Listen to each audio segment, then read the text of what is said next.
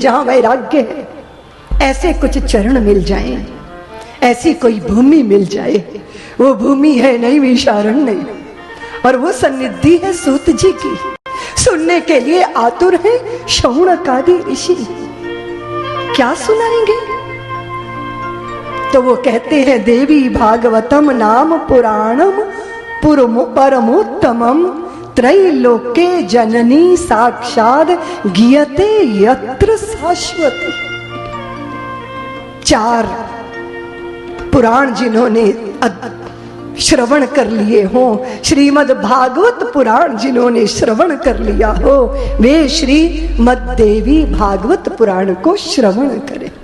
ये वो पुराण है जिसके श्लोक का आधा हिस्सा भी अगर श्रवण कर लिया, अगर कान में चला गया तो कोटि कोटि अगर नष्ट हो जाते हैं, दुश्चिंताओं से मुक्ति मिल जाती है, परम गति प्राप्त हो जाती है, चित्त धन्य हो जाता है, मन तीर्थ बन जाता है, बुद्धि गौरी शंकर बन जाती है, जीवन अपने आप में ही तीर्थ बन जाता है। जिस घर में नित्य देवी भागवत का पूजन होता है वो घर घर नहीं रह जाता, वो तीर्थ बन जाता है। जो लोग देवी भागवत के गीत गाते हैं, श्लोक गुनगुनाते हैं, उनके समस्त पाप नष्ट हो जाते हैं।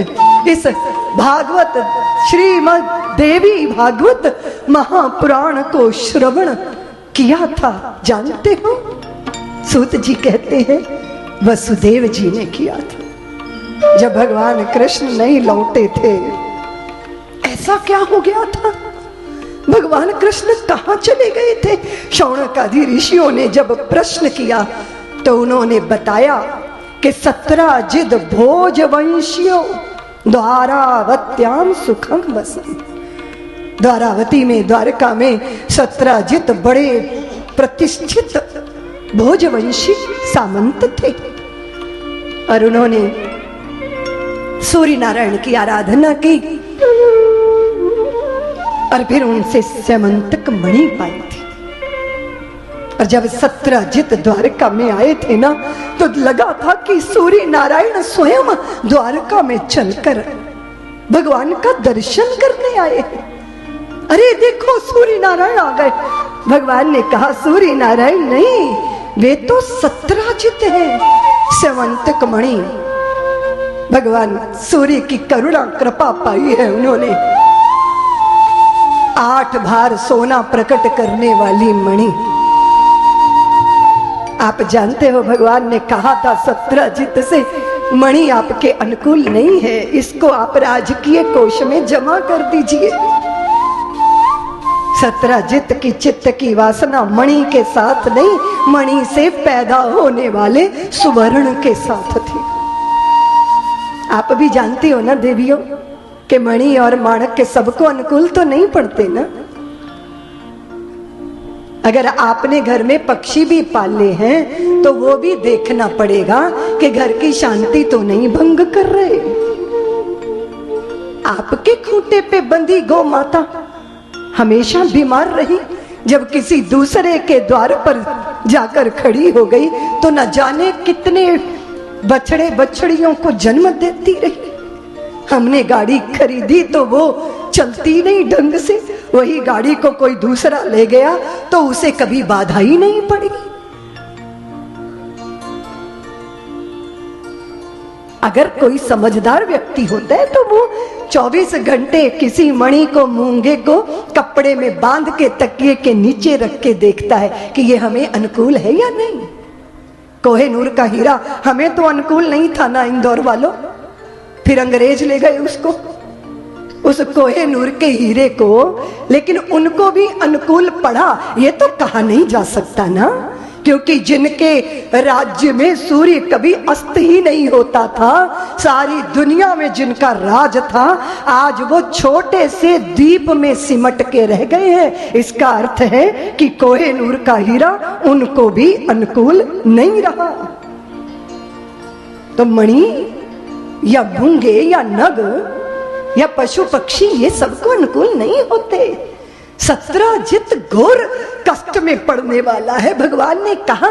लेकिन 17 जितने बात मानी नहीं। अति परिचय से अवज्ञा होती है। जब आप बहुत नजदीक रहते हो ना तो व्यामोह समाप्त हो जाता है। भगवान की बात भी 17 जित को समझ में आई नहीं। और प्रसेनजित 17 जित के भाई थे।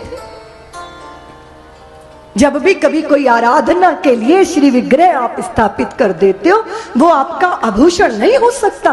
प्रसेनजित ने तो उसको गले में सजा लिया और शिकार करने गया तो कभी कभी शिकारी स्वयं शिकार बन जाता है। प्रसेनजित लौट के ही नहीं आए। और 17 जित जो है ना, उनके मन में भगवान कृष्ण के प्रति चित्त में संदेह पैदा हो। आप तो घबरा जाते हो कि दीदी माँ हम समाज का काम करते हैं, लोग हम पे शक करते रहते। अरे हम और आप तो कौन से बाग के बथुए हैं। यहाँ द्वारकाधीश भगवान तक बख्शे नहीं गए। उन पर भी चोरी का ही इल्जाम नहीं लगा, हत्या का भी इल्जाम उन पे लगा कि हो ना हो प्रसेनजित को गायब द्वारकाधीश ने ही कराया है। अब आप अपनी शुचिता का परिचय दीजिए जरा। भगवान देखते रहे तमाशा दुनिया का। बहुत सारे लोग हैं, उन्होंने बात ही करना बंद कर दी भगवान से। और यहां तक कि रुक्मणी को भी संशय हुआ। वे बोली आपको कोई हीरा मणि चाहिए थी तो मुझसे कह देते ना, मैं आपके चरणों की किंकरी, आपके लिए क्या मैं ये व्यवस्था नहीं कर सकती थी। भगवान ने कहा देवी क्या बोलती हो।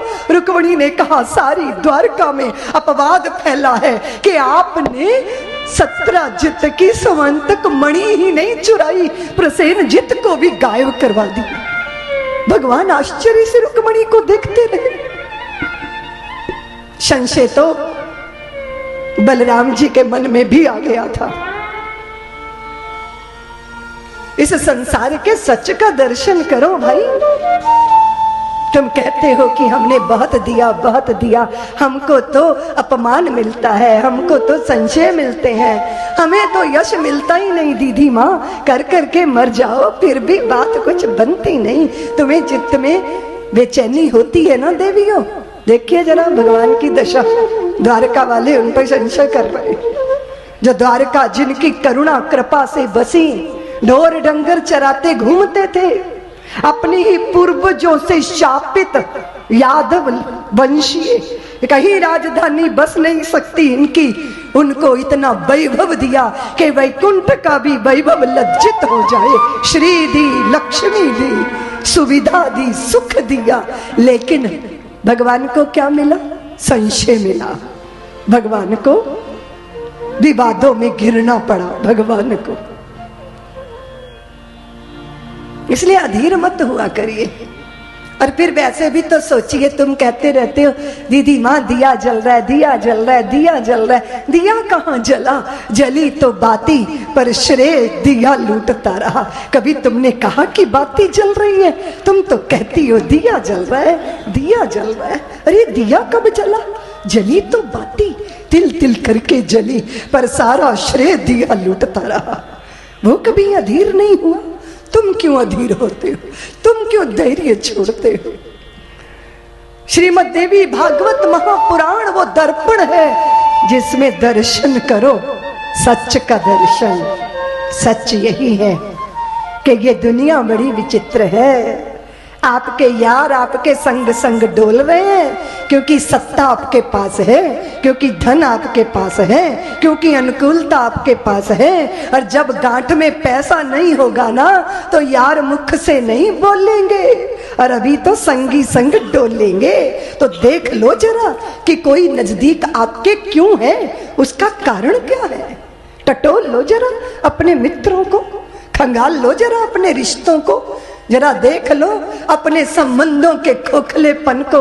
एक क्षण में सच्चाइयां जाहिर हो जाती हैं, एक क्षण में।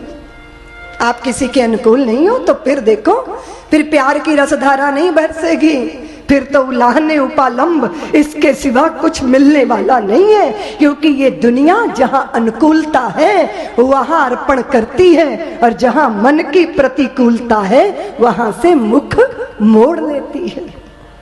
इसलिए दिल कहाँ लगाना है भाई? कभी सोचा?